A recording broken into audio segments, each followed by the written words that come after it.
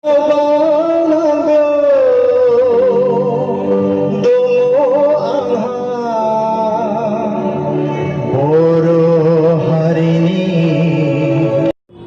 गबरधना दख'रा दुलाराय बर' फिसा आफादनि मोनसे बडि टार्मिनेसन जादों नाथाय नोंथाङा आफादगिरि बिबान मोननानै मा फोरमायगोन जोंनि खौरां गेजेरजों?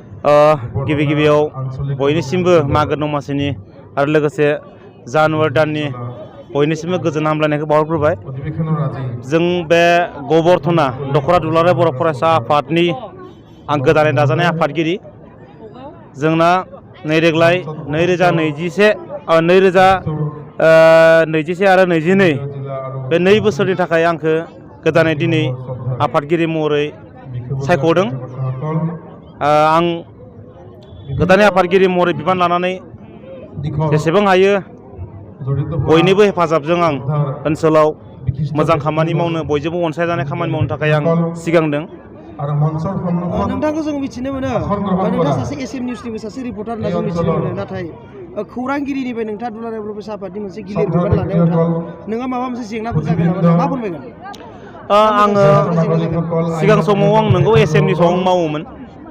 दायो आं एसएम निउसनिफ्राय आं सिगाङाव अपेनावनो ओंखारना खामानि मावदोंमोन एसएम निउसाव। दा आङो नैबे दाबावै जिथु एबसुनि बिबानगिरि लानो गोनां जाबाय। आं दा एसएम निउसाव मावनायाव एसे खमखौनो जासिगोन होनना आं सानो, मानो होनबा मावनो गोनां माखासे गोबां खामानि थाबाय। जेंनायाथ' जेबो गैया, हानायखिनिखौ आंबो एसएमावबो एसे एनै आं सार्भिस होनो नाजागोन, अपेनाव नङाबाबो सिंजोंबाबो।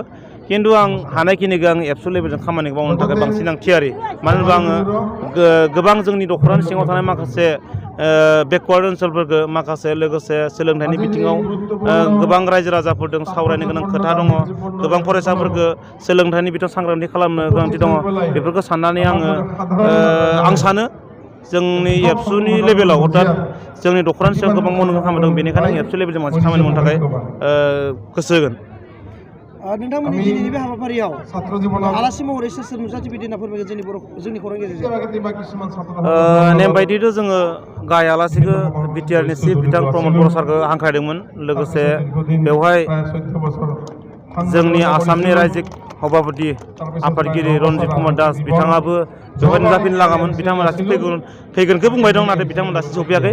नाथाय जोंनि मथंगुरि बियाबनि इएम बिथां गौतम दास बिथाङा दासिम सफैबाय। लोगोसे दुलाराय बर' फरायसा आफादनिफ्राय आखान्थि नेहाथारि बिथां खोरोमदाव औवारि सार बिथाङा सफैबाय। दासिम जोंनि इउपिपिएलनि आफादगिरि बिथां प्रमद सारा सफैगोन होनना बुंबाय, खिन्थु दासिम रायजो राजा नेगासिनो दं।